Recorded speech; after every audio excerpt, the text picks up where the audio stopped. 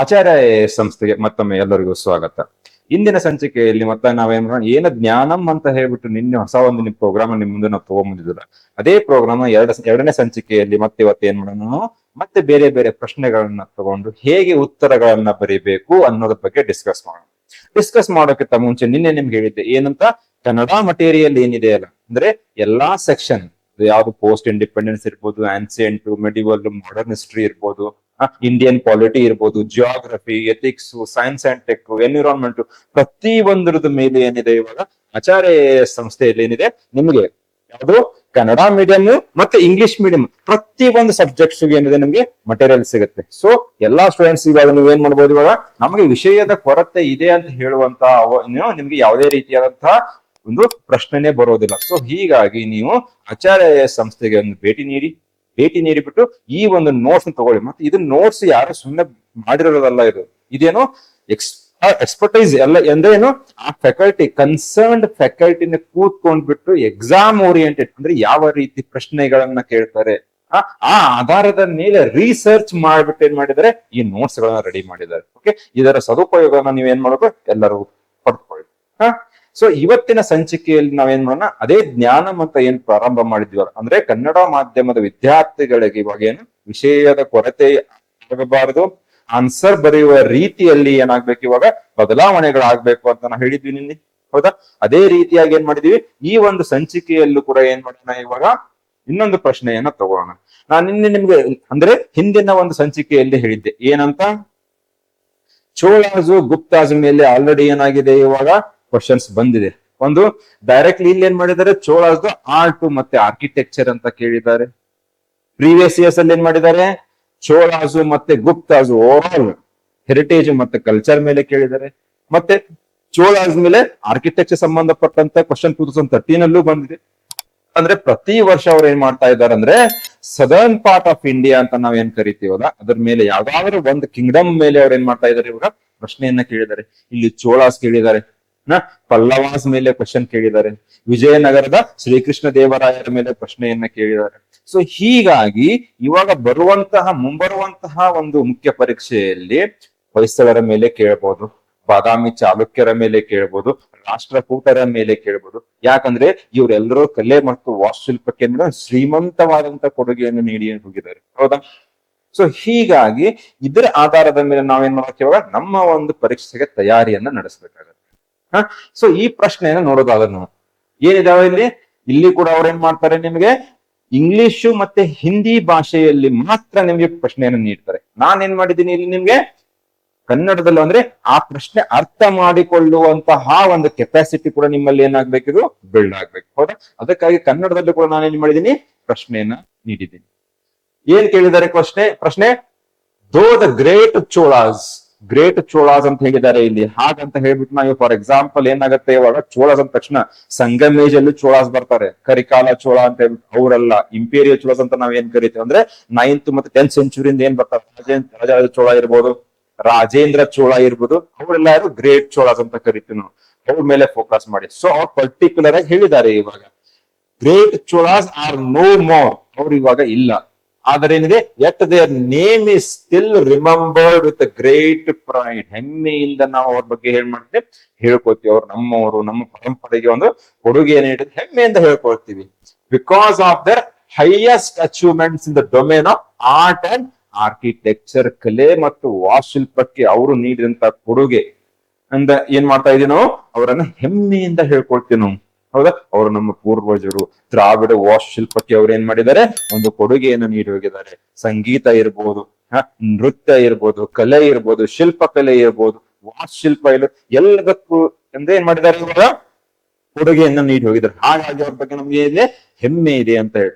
So ನೋಡಿ, ಬಳಕೆ ಮಾಡಿದಂತ ಭಾಷೆ ಡೈರೆಕ್ಟ್ ಆಗಿ ಕೇಳ್ಬೋದಿತ್ತು, discuss the contribution of Cholas to the art and architecture ಅಂತ ಹೇಳ್ಬಿಟ್ಟು. ಇಲ್ಲ, ಅವ್ರು ಏನ್ ಮಾಡಿದ್ದಾರೆ, ಇವಾಗ ಪ್ರಶ್ನೆಯ ಕೇಳುವ ರೀತಿ ಬೇರೆ ಇದೆ. ಸೊ ಹೀಗಾಗಿ ಆನ್ಸರ್ ದಲ್ಲೂ ಕೂಡ ನೀವ್ ಏನ್ ಮಾಡ್ಬೇಕು, ಇವಾಗ ಸ್ವಲ್ಪ ಏನ್ ಮಾಡ್ಬೇಕು, ಕಾವ್ಯಾತ್ಮಕವಾಗಿ ಕೆಲವೊಂದ್ ಕಡೆ ಏನ್ ಮಾಡ್ಬೇಕು, ಪದಗಳನ್ನ ಬಳಕೆ ಮಾಡುವಂತ ಅವಶ್ಯಕತೆ ಇದ್ದೇ ಇರುತ್ತೆ, ಹೌದಾ?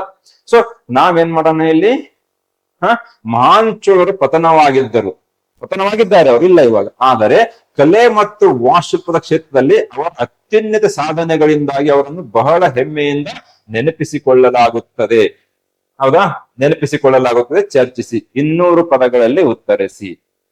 ಅವ್ರು ಏನ್ ಮಾಡಿದಾರೆ ಹೇಳ್ಬಿಟ್ಟಿದ್ದಾರೆ ನಿಮ್ಗೆ, 200 ಪದಗಳಲ್ಲಿ ನೀವೇನ್ ಮಾಡ್ಬೇಕು, ಉತ್ತರಿಸಬೇಕು ಅಂತ ಹೇಳಿ. ಹಿಂದಿನ ಸಂಚಿಕೆಯಲ್ಲಿ ಹೇಳಿದ್ದೆ, ಒಂದು ಪೇಜ್ಗೆ ಎಷ್ಟು ನೀವು ಪದಗಳನ್ನ ಬರೀಬೇಕು ಅಂತ ಹೇಳ್ಬಿಟ್ಟು 70 to 80 ವರ್ಡ್ಸ್ ಬರಿತಾ ಇರ್ತೀರ.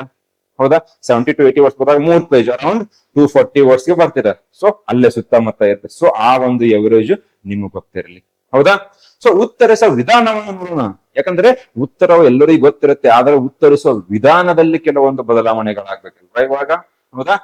ಏನಿದೆ ಇಲ್ಲಿ, ಚೋಳರ ಬಗ್ಗೆ ಸಂಕ್ಷಿಪ್ತ ಪರಿಚಯನ್ನ ನೀಡುವ ಮೂಲಕ ನಿಮ್ಮ ಉತ್ತರವನ್ನ ಪ್ರಾರಂಭಿಸಿ. ಅಂದ್ರೆ ಚೋಳರು ಯಾರು, ಯಾವಾಗ ಅವರ ಆಳ್ವಿಕೆಯನ್ನ ಮಾಡಿದರು, ಯಾವ ಒಂದು ರೀತಿಯ ಆಳ್ವಿಕೆಯನ್ನ ಮಾಡಿದ್ದಾರೆ, ನಮ್ಮ ಸಂಸ್ಕೃತಿಗೆ, ನಮ್ಮ ಕಲೆಗೆ, ನಮ್ಮ ಪರಂಪರೆಗೆ ಯಾವ ರೀತಿಯಾದಂತಹ ಒಂದು ಕೊಡುಗೆಯನ್ನು ನೀಡಿ ಹೋಗಿದ್ದಾರೆ ಅವರು ಅನ್ನೋದ್ರ ಬಗ್ಗೆ ಸಂಕ್ಷಿಪ್ತವಾಗಿ ಏನ್ ಮಾಡ್ಬೇಕು, ಇವಾಗ ಉಲ್ಲೇಖಿಸಬೇಕು. ಇವಾಗ 200 ಪದಗಳಲ್ಲಿ ಅಂತ ಹೇಳಿದಾರಲ್ಲ, ನಿಮ್ ಇಂಟ್ರೊಡಕ್ಷನ್ ಏನಿರುತ್ತೆ ಅರೌಂಡ್ 25 to 30 ವರ್ಡ್ಸ್ ಅಲ್ಲಿ ನಿಮ್ದು ಏನಾಗುತ್ತೆ, ಇವಾಗ ಇಂಟ್ರೊಡಕ್ಷನ್ ಮುಗಿದು ಹೋಗ್ಬಿಡುತ್ತೆ.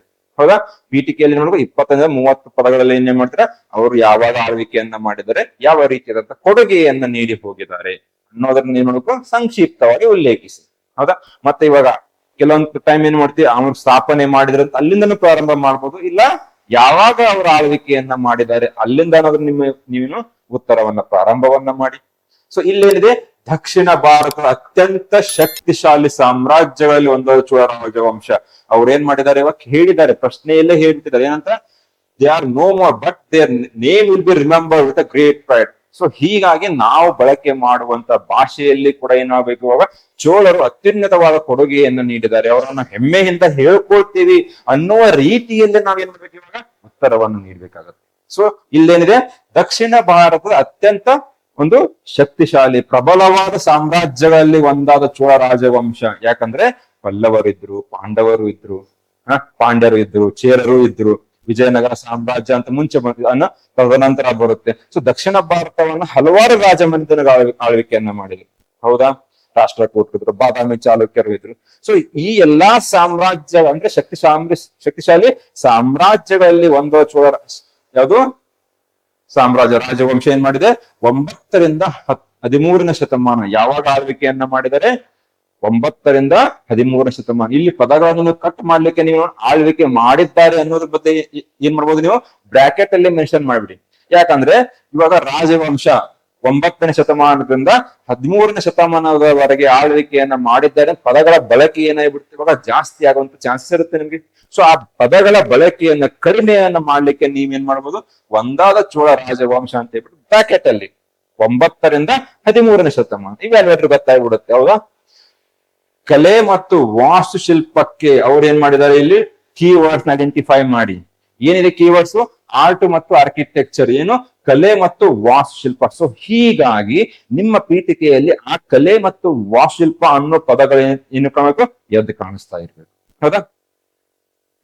ಕಲೆ ಮತ್ತು ವಾಸ್ತುಶಿಲ್ಪಕ್ಕೆ ನೀಡಿದ ಅತ್ಯುತ್ತಮ ಕೊಡುಗೆಗೆ ಏನಾಗಿದೆ, ಹೆಸರುವಾಸಿಯಾಗಿದ್ದಾರೆ ಅವರು. ಅಲ್ಲೇ ಕ್ವಶನ್ ಏನಾಯ್ತು, ಇವಾಗ ಕಂಪ್ಲೀಟ್ಲಿ ಕ್ವಶನ್ ರಿಪೀಟ್ ಮಾಡ್ಲಿಕ್ಕೆ ಹೋಗ್ಬೇಡಿ, ಅಲ್ಲಿದ್ದಂತ ಕೀವರ್ಡ್ಸ್ ಏನಾಗ್ಬೇಕು, ಇವಾಗ ಕಾಣ್ತಾ ಇರ್ಬೇಕು. ಹೆಸರುವಾಸಿಯಾಗಿದ್ದಾರಾ? ಏನಕ್ಕೆ? ಕಲೆ ಮತ್ತು ವಾಸ್ತುಶಿಲ್ಪಕ್ಕೆ ಹೆಸರುವಾಸಿಯಾಗಿದ್ದಾರೆ. ಹೌದಾ? ಧರ್ಮ, ಸಂಸ್ಕೃತಿ ಮತ್ತು ಕರಕುಶಲತೆ, ಆರ್ಟಿಸನಲ್ ವರ್ಕ್ ಅಂತ ಕರಿತೀವಲ್ಲ, ಸ್ಮಾರಕ ರಚನೆಗಳು ಮತ್ತು ಸೂಕ್ಷ್ಮವಾದ ಶಿಲ್ಪ ಕಲೆಗಳಲ್ಲಿ ಸಂಯೋಜಿಸಿ. ಏನು, ಇವಾಗ ಯಾವುದೇ ಒಂದು ದೇವಸ್ಥಾನವನ್ನ ನಿರ್ಮಾಣ ಮಾಡ್ತಾರೆ ಅಂತ ಇಟ್ಕೊಳ್ಳಿ, ಯಾವುದೇ ಬೃಹದೇಶ್ವರ ದೇವರು, ಯಾವುದೋ ಒಂದು ದೇವರಿಗೆ ಅದು ಏನಾಗಿದೆ, ಇವಾಗ ಸಮರ್ಪಿತವಾಗಿದೆ. ಹೌದಾ? ಒಂದು ಧರ್ಮ ಬಂತು, ಒಂದು ಸಂಸ್ಕೃತಿ ಬಂತು. ಕರಕುಶಲತೆ ಅಲ್ಲಿ ಕೆತ್ತನೆಗಳಲ್ಲಿ ಸೂಕ್ಷ್ಮವಾದ ಕೆತ್ತನೆ ಕೂಡ ಮಾಡ್ತಾ ಇದ್ರು ಅಲಂಕಾರಕ್ಕೋಸ್ಕರ. ಅದು ಗೋಪುರನೇ ಇರ್ಲಿ, ಇಲ್ಲ ಶಿಖರನೇ ಇರ್ಲಿ, ಅಂತ ಏನ್ ಮಾಡ್ತಾ ಇದ್ರು, ಕೆಲವೊಂದು ಕೆತ್ತನೆಗಳನ್ನ ಮಾಡ್ತಾ ಇದ್ರು. ಸೊ ಇದನ್ನೆಲ್ಲಾ ಬಳಕೆ ಸಂಯೋಜಿಸಿ ಏನ್ ಮಾಡಿದ್ದಾರೆ ಅವರು, ಭಾರತದ ಸಂಸ್ಕೃತಿಗೆ ಅಪಾರವಾದ ಕೊಡುಗೆಯನ್ನು ನೀಡಿದ್ದಾರೆ, ಒಂದು ಶ್ರೀಮಂತವಾದ ಕೊಡುಗೆಯನ್ನು ನೀಡಿ ಹೋಗಿದ್ದಾರೆ. ನೋಡಿ, ಬಳಕೆ ಮಾಡುವಂತ ಭಾಷೆ ಏನಿರ್ಬೇಕು, ಇದೇ ರೀತಿ ಇರ್ಬೇಕು. ಹೌದಾ? ಲೆಗಸಿ ಅಂತ ಕರಿತೀವಿ ನಾವು, ಪರಂಪರೆಯನ್ನ ಬಿಟ್ಟು ಹೋದ್ರು. ದ್ರಾವಿಡ ವಾಸ್ತುಶಿಲ್ಪಕ್ಕೆ ಒಂದು ಭದ್ರ ಬುನಾದಿಯನ್ನ ಹಾಕಿಕೊಟ್ಟು ಹೋದ್ರ. ಸೊ ಅದೇ ರೀತಿಯಾಗಿನ ದಕ್ಷಿಣ ಭಾರತ ಅತ್ಯಂತ ಪ್ರಬಲವಾದ ಅಥವಾ ಶಕ್ತಿಶಾಲಿ ಸಾಮ್ರಾಜ್ಯಗಳಲ್ಲಿ ಒಂದ ಚೋಳ ರಾಜವಂಶ ಕಲೆ ಮತ್ತು ವಾಸ್ತುಶಿಲ್ಪಕ್ಕೆ ಅಂದ್ರೆ ಹೆಸರುವಾಸಿಯಾಗಿದೆ. ಸೊ ಅವರು ಏನು ನಮ್ಗೆ ಕೊಡುಗೆ ನೀಡಿದ, ಅದರಲ್ಲಿ ಏನಿತ್ತು, ಧರ್ಮವನ್ನು ಕಾಣಿಸುತ್ತೆ, ನಮ್ಗೆ ಸಂಸ್ಕೃತಿನೂ ಕಾಣಿಸುತ್ತೆ. ಕರಕುಶಲತೆಯನ್ನು ಕಾಣಿಸುತ್ತೆ. ಇದೆಲ್ಲನೂ ಒಳಗೊಂಡಂತಹ ಒಂದು ವಾಸ್ತುಶಿಲ್ಪ ಇರ್ಬೋದು, ಶಿಲ್ಪಕಲೆ, ಚಿತ್ರಕಲೆ ಅಂತ ಏನ್ ಮಾಡಿದ್ದಾರೆ ಇವರು ಶ್ರೀಮಂತವಾದಂತಹ ಕೊಡುಗೆಯನ್ನು ನೀಡಿ ಹೋಗಿದ್ದಾರೆ. ಈ ರೀತಿಯಾದಂತಹ ಪೀಠಿಕೆ ಏನಿರ್ಬೇಕು ನಿಮ್ಮೋತ್ತರ. ಸೊ ಇವಾಗ ಉತ್ತರದ ಮುಖ್ಯ ಭಾಗವನ್ನ ನಾವು ನೋಡೋದಾದ್ರೆ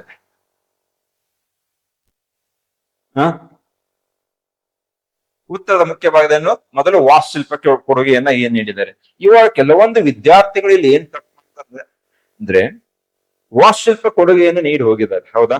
ಸೊ ಇವಾಗ ಅವ್ರು ಏನ್ ಮಾಡ್ತಾರೆ, ಆ ರಾಜ ಆ ದೇವಸ್ಥಾನವನ್ನ ಕಟ್ಟಿಸಿದ, ಈ ರಾಜ ಈ ದೇವಸ್ಥಾನವನ್ನ ಕಟ್ಟಿಸಿದ. ಅದು ಬರೆಯುವಾಗಿಲ್ಲ. ಅದು ಏನಾಗುತ್ತೆ ಎಂದು ಆ ದೇವಸ್ಥಾನ ಏನು ನಿರ್ಮಾಣ ಮಾಡಿದನಲ್ಲ ಅದು ಉದಾಹರಣೆ ಆಗ್ಬಿಡುತ್ತೆ. ಇಲ್ಲಿ ಯಾವುದೇ ಒಂದು ರಾಜಮನೆತನ ತಗೊಳ್ಳಿ, ಇವಾಗ ಬಾದಾಮಿ ಚಾಲುಕ್ಯರು ತಗೊಳ್ಳಿ, ಹೊಯ್ಸಳರು ತಗೊಳ್ಳಿ, ರಾಷ್ಟ್ರಕೂಟರು ತಗೊಳ್ಳಿ, ಪಲ್ಲವರು ತಗೊಳ್ಳಿ, ಆಮೇಲೆ ಚೋಳನ್ ತಗೊಳ್ಳಿ, ಅವರದಂತ ಒಂದು ಕೊಡುಗೆ ಇರುತ್ತೆ ವಾಸ್ತುಶಿಲ್ಪಕ್ಕೆ.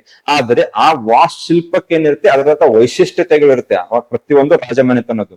ಇವಾಗ ಚೋಳರು ಪಾಲನೆ ಮಾಡಿದ್ದ ಯಾವುದು ನಮ್ಗೆ ದ್ರಾವಿಡ ವಾಸ್ತುಶಿಲ್ಪ. ದ್ರಾವಿಡ ವಾಸ್ತುಶಿಲ್ಪಕ್ಕೆ ಏನಿದೆ ಅದರದಂತ ಕೆಲವೊಂದು ವೈಶಿಷ್ಟ್ಯತೆಗಳಿರುತ್ತೆ. ಆ ವೈಶಿಷ್ಟ್ಯತೆಗಳನ್ನ ಬರೋದಲ್ಲಿ ನೀವ್ ಏನ್ ಮಾಡ್ಬೇಕಂದ್ರೆ ಉದಾಹರಣೆಗಳನ್ನ ಇಡ್ಬೇಕು. ಅಂದ್ರೆ ಆ ವೈಶಿಷ್ಟ್ಯತೆ ನಿಮ್ಗೆ ಯಾವ ಒಂದು ದೇವಸ್ಥಾನದಲ್ಲಿ ಕಾಣ ಸಿಗುತ್ತದೆ ಅನ್ನೋದನ್ನ ಏನ್ ಮಾಡ್ಬೇಕಲ್ಲಿ ನೀವು ಎಕ್ಸಾಂಪಲ್ ನೀಡ್ಬೇಕಾಗುತ್ತೆ. ಸೊ ಫಸ್ಟ್ ಏನಿದೆ ನಿಮ್ಗೆ ವಾಸ್ತುಶಿಲ್ಪಕ್ಕೆ ಅವರು ನೀಡಿದಂತಹ ಏನಿದೆ ಗೋಡೆಗಳು. ಚೋಳ ದೇವಾಲಯ ಸುತ್ತಲೂ ಎತ್ತರದ ಗಡಿಗೋಡೆಗಳನ್ನ ಅವ್ರು ಏನ್ ಮಾಡ್ತಾ ಇದ್ರು ಹೊಂದಿದ್ದವು. ಫಾರ್ ಎಕ್ಸಾಂಪಲ್ ಇಲ್ಲಿ ನೀವು ನೋಡೋದಾದ್ರೆ ಯಾವುದೇ ಒಂದು ದೇವಸ್ಥಾನವನ್ನ ತಗೊಳ್ಳಿ, ಎಸ್ಪೆಷಲಿ ದ್ರಾವಿಡ ಶೈಲಿಯಲ್ಲಿ ನಿರ್ಮಾಣವಾದಂತ ದೇವಸ್ಥಾನಗಳು ಏನ್ತಾ ಇತ್ತು ಅಂದ್ರೆ ಬೌಂಡ್ರಿ ವಾಲ್ಸ್ ಅಂತ ಕರಿತೀವಿ ನಾವು. ಫಾರ್ ಎಕ್ಸಾಂಪಲ್ ಮನೆಗೆ ಏನಿರುತ್ತೆ ಒಂದು ಕಾಂಪೌಂಡ್ ಅಂತ ಏನಿರುತ್ತಲ್ಲ, ಅದೇ ರೀತಿಯಾಗಿ ದೇವಸ್ಥಾನ ಸುತ್ತಲೂ ಅವ್ರು ಏನ್ ಮಾಡ್ತಾ ಇದ್ರು ಒಂದು ಗಡಿ ಗೋಡೆಗಳ ನಿರ್ಮಾಣ ಮಾಡ್ತಾ ಇದ್ರು, ಸೇಫ್ಟಿ ಮತ್ತೆ ಸೆಕ್ಯೂರಿಟಿಗೋಸ್ಕರ, ಸುರಕ್ಷತೆಗೋಸ್ಕರ ಏನ್ ಮಾಡ್ತಾ ಇದ್ರು. ಆದರೆ ಈ ಒಂದು ವೈಶಿಷ್ಟ್ಯತೆ ಏನಿದೆಯಲ್ಲ ಅಂದ್ರೆ ಬೌಂಡ್ರಿ ವಾಲ್ಸ್ ಅಂತ ನಾನು ಹೇಳಿಲ್ಲ, ಈ ಒಂದು ವೈಶಿಷ್ಟ್ಯತೆ ನಮ್ಗೆ ಎಲ್ಲಿ ಸಿಗೋದಿಲ್ಲ, ನಗರ ಶೈಲಿಯಲ್ಲಿ ನಿಮ್ಗೆ ನೋಡ್ಲಿಕ್ಕೆ ಸಿಗೋದಿಲ್ಲ. ಅದು ನಮ್ಗೆ ಎಲ್ಲಿ ಸಿಗುತ್ತೆ, ದ್ರಾವಿಡ ಒಂದು ವಾಸ್ತುಶೈಲಿಯಲ್ಲೇ ಮಾತ್ರ ಸಿಗೋದು. ಸೊ ಅದನ್ನ ನೀವೇನ್ ಮಾಡ್ಬೇಕು ಇಲ್ಲಿ ಮೆನ್ಷನ್ ಮಾಡಿ, ಏನಂತ ಬೌಂಡ್ರಿ ವಾಲ್ಸ್. ಚೋಳ ದೇವಾಲಯಗಳ ಸುತ್ತಲೂ ಏನ್ ಮಾಡ್ತಾ ಇದ್ರು ನಮ್ಗೆ ಅವರು ಒಂದು ದೇವಸ್ಥಾನ ಸುತ್ತಲೂ ಒಂದು ಗೋಡೆಗಳನ್ನು ನಿರ್ಮಾಣ ಮಾಡ್ತಾರೆ. ಎಲ್ಲಿ ಸಿಕ್ಕಿದ್ರು ನಮಗೆ ಬೃಹದೇಶ್ವರದಲ್ಲಿ ಸಿಕ್ಕಿದ್ರು, ಹೌದಾ? ಅದಾದ್ಮೇಲೆ ವೃತ್ತಾಕಾರದ ಮತ್ತು ಚೌಕಾಕಾರದ ಗರ್ಭಗುಡಿಗಳ ನಿರ್ಮಾಣ ಮಾಡಿದ್ದಾರೆ. ಅಂದರೆ ಗರ್ಭಗುಡಿ ಅಂತ ಅಂದ್ರೆ ನಾವ್ ಏನು ಡೈಟಿ ಅಂತ ಕರಿತೀವಲ್ಲ, ಯಾವ ದೇವರಿಗೆ ಅರ್ಪಿತವಾಗಿರುತ್ತಲ್ಲ ಆ ಗರ್ಭಗುಡಿಯಲ್ಲಿ ಆ ಒಂದು ದೇವರ ಪ್ರತಿಷ್ಠಾಪನೆಯನ್ನು ಅವ್ರು ಏನ್ ಮಾಡ್ತಾ ಇದ್ರು. ಆ ಗರ್ಭಗುಡಿ ಯಾವ ಒಂದು ಆಕಾರದಲ್ಲಿ ಇರ್ತಾ ಇತ್ತು, ಒಂದು ವೃತ್ತಾಕಾರದಲ್ಲಿ ಇರ್ತಾ ಇತ್ತು, ಇಲ್ಲ ಚೌಕಾಕಾರದಲ್ಲಿ ನಿಮ್ಗೆ ಗರ್ಭಗುಡಿಗಳು ಸಿಗ್ತಾ ಇದ್ವು, ಹೌದಾ? ಅದಾದ್ಮೇಲೆ ಮೆಟ್ಟಿಲು ಹೋಲುವ ಪಿರಾಮಿಡ್ ರಚನೆ, ವಿಮಾನ ಅಂತ ನಾವ್ ಏನ್ ಕರಿತೀವಲ್ಲ ಅದು ನಮ್ಗೆ ಏನಾಗುತ್ತೆ. ಫಾರ್ ಎಕ್ಸಾಂಪಲ್ ಇಲ್ಲಿ ಸಿಗುತ್ತೆ ನೋಡಿ ನಿಮ್ಗೆ ಪಿರಾಮಿಡ್ ರೀತಿಯಾದಂತಹ ಒಂದು ನಮ್ಗೆ ಏನಿದೆ ಇಲ್ಲಿ ವಿಮಾನ. ಅಂದ್ರೆ ಗರ್ಭಗುಡಿಯ ಮೇಲೆ ಇದ್ದಂತಹ ಒಂದು ನಮ್ಗೆ ರಚನೆಗೆ ನಾವ್ ಏನಂತ ಕರಿತೀವಿ, ವಿಮಾನ ಅಂತ ಕೂಡ ಕರಿತೀವಿ. ಇಲ್ಲ ನೀವು ಸಿಂಪಲ್ ಆಗಿ ದ್ರಾವಿಡ ವಾಸ್ತುಶಿಲ್ಪಕ್ಕೆ ತಗೊಳ್ಳೋದಾದ್ರೆ ಇವಾಗ ಏನಿರುತ್ತೆ, ಏನ್ ಎಂಟರ್ ಆಗ್ತಿರಲ್ಲ ಇವಾಗ ಅಂದ್ರೆ ದೇವಸ್ಥಾನಕ್ಕೆ ಏನ್ ಹೋಗ್ತಾರ ಫಸ್ಟ್ ಗೆ ನಿಮ್ಗೆ ಕಾಣ ಸಿಗೋದೇ ಅದು ಗಡಿಗೋಡೆಗಳು, ಬೌಂಡ್ರಿ ವಾಲ್ಸ್. ಎಂಟ್ರ್ ಆದ ತಕ್ಷಣ ನಿಮ್ಗೆ ಏನ್ ಸಿಗುತ್ತೆ, ಇಲ್ಲಿ ಗೋಪುರಗಳು ಸಿಗುತ್ತೆ. ಗೋಪುರ ಅಂದ್ರೆ ಇಲ್ಲಿದೆ ನೋಡಿದೆ ಗೋಪುರಗಳು. ಈ ರೀತಿ ಅಂತ ಸ್ಟಾರ್ಟಿಂಗ್ ಹೋಗ್ತೀವಲ್ಲ ಎಂಟ್ರನ್ಸ್ ದ್ವಾರ ಬಾಗಿಲು ನಾವಂತ ಏನ್ ಕರಿತೀವೋ ಅಲ್ಲಿ ಒಂದು ಸ್ಟ್ರಕ್ಚರ್ ಇರುತ್ತೆ. ಅದಕ್ಕೆ ಏನಂತ ಕರೀತಾರೆ, ಅದಕ್ಕೆ ಗೋಪುರ ಅಂತ ಕರೀತಾರೆ. ಆ ಗೋಪುರದ ಮೇಲೆ ಅವ್ರು ಏನ್ ಮಾಡ್ತಾ ಇದ್ರು, ಕೆಲವೊಂದು ಸೂಕ್ಷ್ಮವಾದ ಕೆತ್ತನೆಯನ್ನ ಮಾಡ್ತಾ ಇದ್ರು. ಸ್ಕಲ್ಪ್ಚರ್ಸ್ ಅಂತ ಕರಿತೀವಿ, ಇಮೇಜಸ್ ಅಂತ ಕರಿತೀವಿ, ಐಡಲ್ಸ್ ಅಂತ ಕರಿತೀವಲ್ಲ, ಆ ಕೆತ್ತನೆಯನ್ನ ಮಾಡ್ತಾ ಇದ್ರು. ಏನಕ್ಕೋಸ್ಕರ, ಅಲಂಕಾರಕ್ಕೋಸ್ಕರ, ಆರ್ನಮೆಂಟೇಶನ್ ಅಂದ್ರೆ ಚೆನ್ನಾಗಿ ಕಾಣ್ಲಿ ಅನ್ನೋದಕ್ಕೋಸ್ಕರ ಕೆತ್ತನೆಯನ್ನ ಮಾಡ್ತಾ ಇದ್ರ. ಅದಾದ್ಮೇಲೆ ನಿಮ್ಗೆ ಸಿಗೋದೇನು, ಇನ್ ಕೇಸ್ ಆ ಒಂದು ದೇವಸ್ಥಾನ ಶಿವನಿಗೆ ಅರ್ಪಿತವಾಗಿದ್ದು ಅಲ್ಲಿ ಸಿಗುತ್ತೆ, ಏನ್ ಸಿಗುತ್ತೆ ನಿಮ್ಗೆ, ನಂದಿ ಮಂಟಪ ಸಿಗುತ್ತೆ. ಶಿವನಿಗೆ ಅರ್ಪಿತವಾದಂತ ದೇವಸ್ಥಾನಗಳಲ್ಲಿ ನಿಮ್ಗೆ ಏನ್ ಸಿಗುತ್ತೆ, ಗೋಪುರ ಆದ ನಂತರ ಏನ್ ಸಿಗುತ್ತೆ, ಅದು ನಂದಿ ಮಂಟಪ ಸಿಗುತ್ತೆ. ನಂದಿ ಮಂಟಪ ಆದ ನಂತರ ಸಿಗೋದು ಯಾವ್ದು ನಮ್ಗೆ, ಧ್ವಜಸ್ತಂಭ. ಧ್ವಜಸ್ತಂಭ ಸಿಗುತ್ತಾ? ಆದ ನಂತರ ಹಲವಾರು ಸ್ತಂಭಗಳನ್ನ ಬಳಕೆ ಮಾಡಿ ಅವ್ರೇನ್ ಮಾಡ್ತಾ ಇದ್ರು, ಒಂದು ಮಂಟಪ ಅಥವಾ ಮಹಾಮಂಟಪವನ್ನು ನಿರ್ಮಾಣ ಮಾಡ್ತಾ ಇದ್ರು.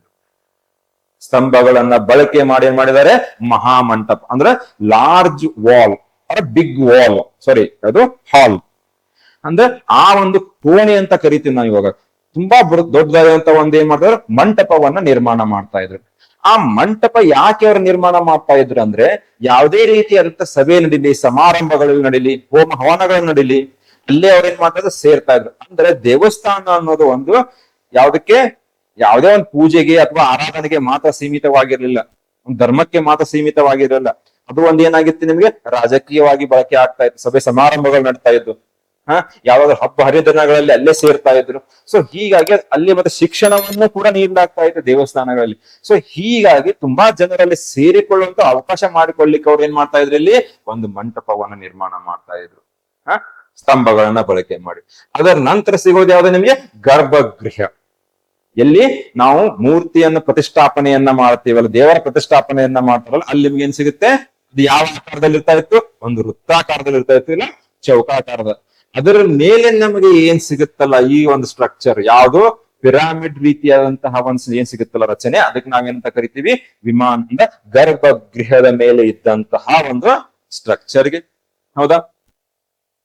ಅದಾದ ನಂತರ ಮಂಟಪ ಅಂತ ನಿಮ್ಗೆ ಏನ್ ಹೇಳಿದ್ನಲ್ಲ, ಅಂದ್ರೆ ಯಾವಾಗ ನೀವು ಧ್ವಜಸ್ತಂಭ ನಂದಿ ಮಂಟಪ ದಾಟ್ಕೊಂಡ್ ಬರ್ತಿರಲ್ಲ, ಅವಾಗ ನಿಮ್ಗೆ ಏನ್ ಸಿಗುತ್ತೆ, ಮಂಟಪ. ಇದು ವಿಸ್ತಾರವಾಗಿ ಕೆತ್ತಿದ ಕಂಬಗಳು ಮತ್ತು ಸಮತಟ್ಟಾದ ಚಾವಣಿ ಹೊಂದಿರುವ ಸಭಾಂಗಣವಾಗಿತ್ತು. ಹಲವಾರು ರೀತಿಯ ಒಂದೇನ್ ಮಾಡ್ತಾ ಇದ್ರು, ಸ್ತಂಭಗಳನ್ನು. ಆ ಸ್ತಂಭಗಳ ಮೇಲೆ ಕೂಡ ಅವರು ಕೆತ್ತನೆಯನ್ನ ಮಾಡಿದ್ದಾರೆ ಅಲಂಕಾರಕ್ಕೋಸ್ಕರ. ಕೆಲವೊಂದು ಸ್ತಂಭಗಳು ಹೇಗಿರ್ತಾ ಇತ್ತು, ಪಾಲಿಶ್ಡ್ ಇರ್ತಾ ಇತ್ತು, ಕೆಲವೊಂದು ಸ್ತಂಭಗಳ ಮೇಲೆ ಕೆತ್ತನೆಯನ್ನ ಮಾಡ್ತಾ ಇದ್ರು. ಹೌದಾ? ಮಾಡ್ಬಿಟ್ಟು ಮಂಟಪವನ್ನ ರಚನೆ ಮಾಡ್ತಾ ಇದ್ರು. ಮತ್ತೇನಿದು, ಸಮತಟ್ಟಾದ ಚಾವಣಿ, ಅಂದ್ರೆ ರೂಫ್ ಏನಿರ್ತಾ ಇತ್ತು, ಫ್ಲಾಟ್ ಇರ್ತಾ ಇತ್ತು. ಹೌದಾ?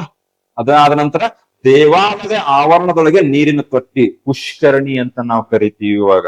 ಅಂದರೆ ಆ ಒಂದು ದೇವಸ್ಥಾನದ ಕಾಂಪೌಂಡ್, ಆ ಕಾಂಪೌಂಡ್ ಒಳಗಡೆ ಸ್ಟೆಪ್ಡ್ ವಾಲ್ಸ್ ಅಂತ ಕರೀತಾರೆ. ಮೆಟ್ಟಿಲ್ ಇರುವಂತಹ ಒಂದು ಬಾವಿ ತರ ಇರುತ್ತೆ, ಅದು ಕೂಡ ಇತ್ತು. ತೊಟ್ಟಿ, ಪುಷ್ಕರಣಿ. ಇನ್ನೊಂದು ನೆನಪಿಡಿ, ಈ ಒಂದು ನೀರಿನ ತೊಟ್ಟಿ ಎಲ್ಲಿ ನಮ್ಗೆ ಸಿಗುತ್ತಲ್ಲ, ಎಲ್ಲಿ ದ್ರಾವಿಡ ವಾಸ್ತುಶಿಲ್ಪದಲ್ಲಿ ಮಾತ್ರ ಸಿಗೋದು. ಇನ್ ಕೇಸ್ ನೀವು ನಗರ ಶೈಲಿಗೆ ಹೋದಾಗ ಈ ಒಂದು ವೈಶಿಷ್ಟ್ಯತೆ ನಿಮ್ಗೆ ಏನಾಗುತ್ತೆ, ಕಾಣಸಿಗೋದಿಲ್ಲ. ಇದು ಫಾರ್ ಎಕ್ಸಾಂಪಲ್, ನೀವು ಬೃಹದೇಶ್ವರ ದೇವಸ್ಥಾನಕ್ಕೆ ಹೋದ್ರೆ ಏನಾಗುತ್ತೆ, ಅಲ್ಲಿ ನಿಮ್ಗೆ ಏನಾಗುತ್ತೆ, ಪುಷ್ಕರಣಿ ಅಥವಾ ತೊಟ್ಟಿ ಸಿಗುತ್ತೆ. ಆದರೆ ನೀವು ನಗರ ಶೈಲಿ ಅಂದ್ರೆ ಭಾರತದ ಒಂದು ಉತ್ತರ ಭಾಗದಲ್ಲಿ ಏನ್ ಮಾಡಿದ್ರು, ಅದು ನಗರ ಶೈಲಿಯನ್ನ ಫಾಲೋ ಮಾಡ್ತಾ ಇದ್ರು. ಹೌದಾ?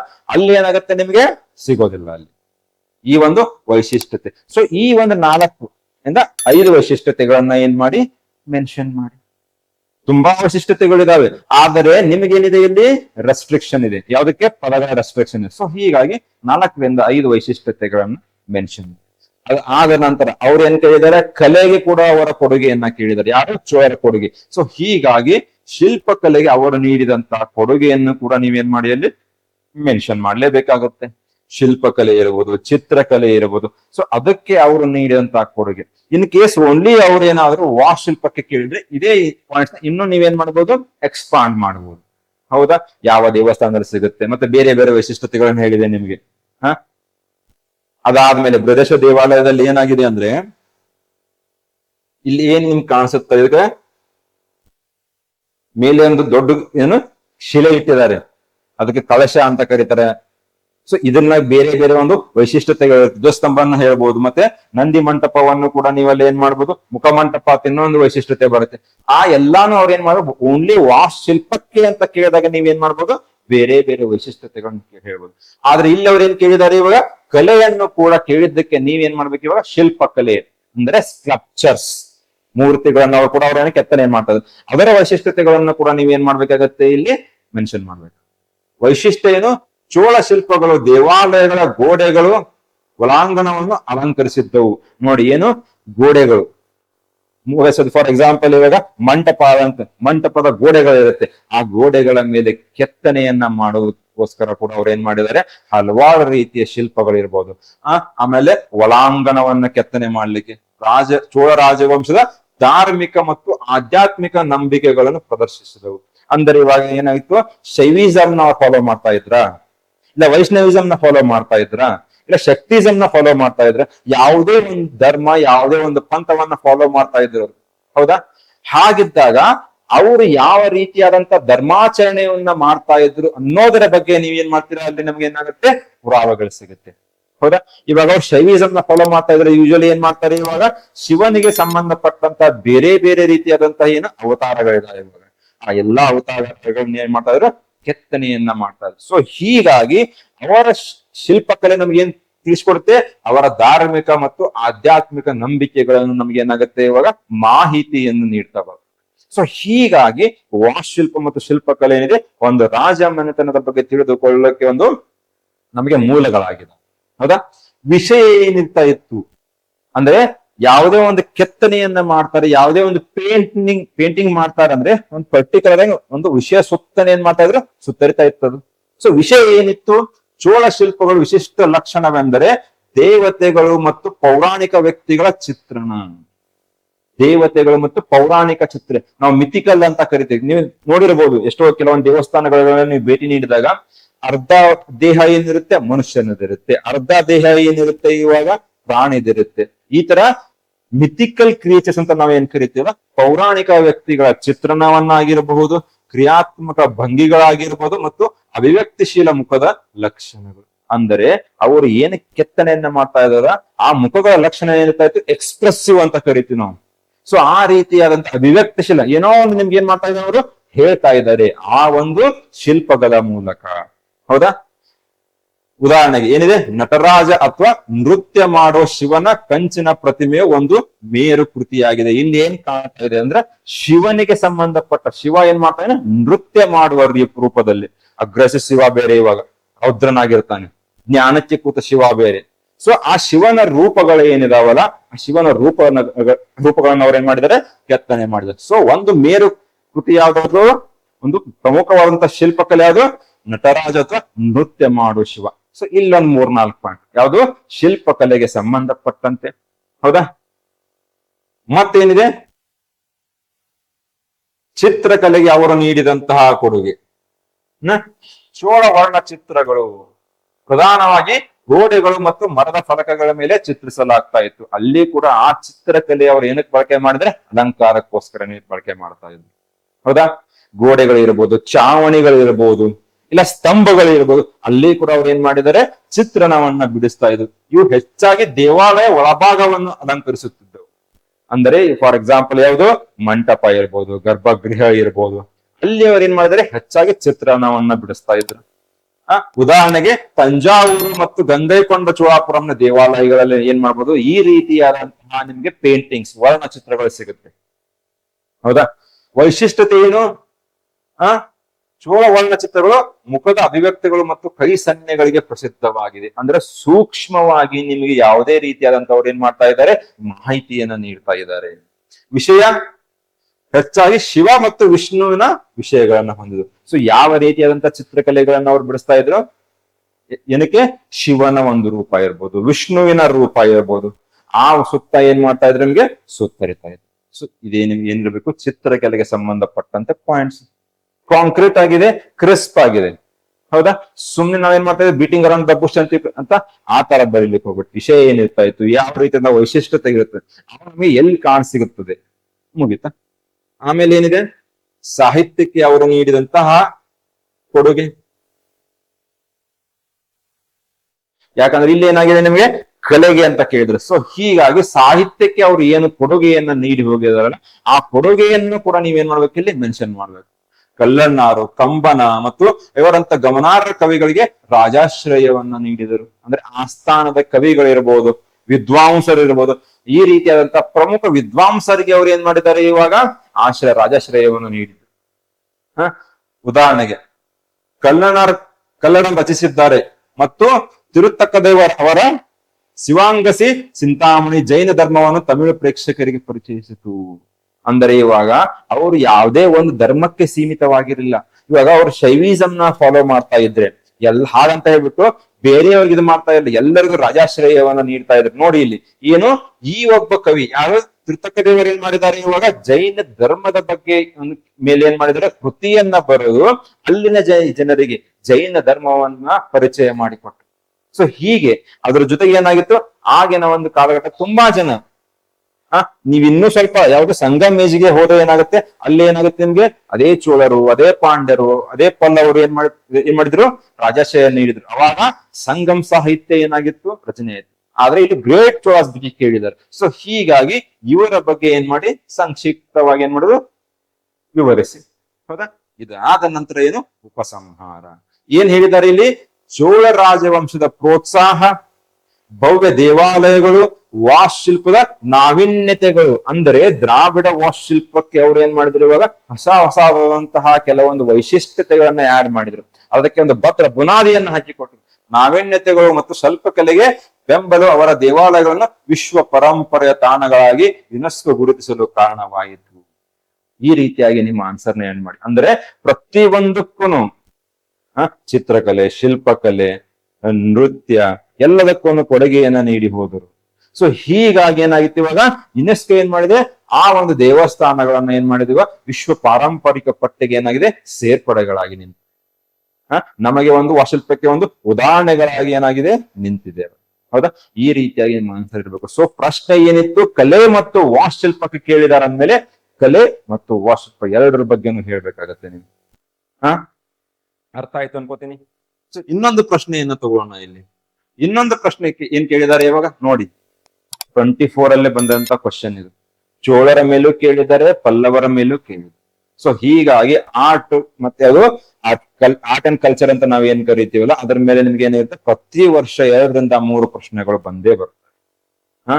ಇಲ್ಲಿ ಏನ್ ಕೇಳಿದ್ದಾರೆ, estimate the contribution of Pallavas of Kanchi, ಕಂಚಿಯ ಪಲ್ಲವರು for the development of art and literature of South India. ಇಲ್ಲಿ ನೋಡಿ, ಅಲ್ಲಿ ಆರ್ಟ್ ಅಂಡ್ ಆರ್ಕಿಟೆಕ್ಚರ್ ಇತ್ತು, ಇಲ್ಲಿ ಆರ್ಟ್ ಅಂಡ್ ಲಿಟರೇಚರ್ ಅಂತ. ಅಂದ್ರೆ ಇಲ್ಲಿ ಆರ್ಕಿಟೆಕ್ಚರ್ ಫೀಚರ್ಸ್ ಬರೆಯುವಾಗಿಲ್ಲ. ನೀವೇನ್ ಮಾಡ್ಬೇಕು, ಇವಾಗ ಅವರು ಏನು ಕಲೆಗೆ ಕೊಡುಗೆಯನ್ನು ನೀಡಿ, ಫಾರ್ ಎಕ್ಸಾಂಪಲ್ ಇಲ್ಲಿ ಏನಾಗಿದೆ, ಕಲೆ ಅಂದ ತಕ್ಷಣ ನೀವು ಓನ್ಲಿ ಏನಾಗುತ್ತೆ ನಿಮ್ಗೆ ಡ್ಯಾನ್ಸು ಮ್ಯೂಸಿಕ್ ಬರೋದಿಲ್ಲ. ಅಲ್ಲಿ ಏನಾಗುತ್ತೆ ನಿಮಗೆ ಓವರ್ ಆಲ್ ಎಲ್ಲಾನು ಕಲೆಗೆ, ಅಂದ್ರೆ ವಾಸ್ತುಶಿಲ್ಪ ಇರಬಹುದು, ಶಿಲ್ಪಕಲೆ ಇರಬಹುದು, ಅದರ ಜೊತೆಗೆ ಏನ್ ಮಾಡಿದ್ದಾರೆ ಇಲ್ಲಿ ಮತ್ತೆ ಸಪರೇಟ್ ಆಗಿ ಲಿಟರೇಚರ್ ಅಂತ ಬೇರೆ ರೀತಿಯಾಗಿ ಅವ್ರು ಏನ್ ಮಾಡಿದ್ದಾರೆ ನಮ್ಗೆ ಫೋಕಸ್ ಮಾಡಿದ್ದಾರೆ. ಸೊ ದಕ್ಷಿಣ ಭಾರತದ ಕಲೆ ಮತ್ತು ಸಾಹಿತ್ಯದ ಬೆಳವಣಿಗೆ ಕಂಚಿಯ ಪಲ್ಲವರ ಕೊಡುಗೆಯನ್ನ ವಿವರಿಸಿ.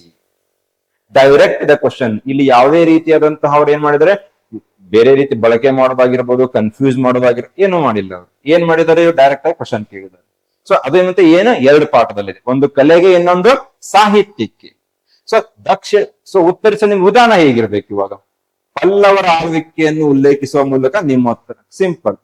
ದಕ್ಷಿಣ ಭಾರತದಲ್ಲಿ ಅವರು ಯಾವಾಗ ತಮ್ಮ ಒಂದು ಆಳ್ವಿಕೆಯನ್ನ ಮಾಡಿದ್ದಾರೆ, ಯಾವ ರೀತಿ ಕೊಡುಗೆಯನ್ನ ನೀಡಿದ್ದಾರೆ, ಸಂಕ್ಷಿಪ್ತವಾಗಿ ಅಂದ್ರೆ ಪಲ್ಲವರ ಬಗ್ಗೆ ಉಲ್ಲೇಖಿಸಿ ಇಲ್ಲಿ.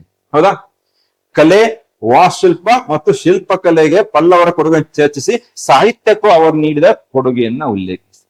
ಕಲೆ ಅಂದ್ರೆ ವಾಸ್ತುಶಿಲ್ಪ ಇರ್ಬೋದು, ಶಿಲ್ಪಕಲೆ ಇರ್ಬೋದು, ಅದ್ರ ಜೊತೆಗೆ ಏನ್ ಮಾಡ್ಬೇಕು ನೀವು, ಸಾಹಿತ್ಯಕ್ಕೆ ಅವರು ನೀಡಿದಂತಹ ಕೊಡುಗೆಯನ್ನ ವಿವರಿಸಿ.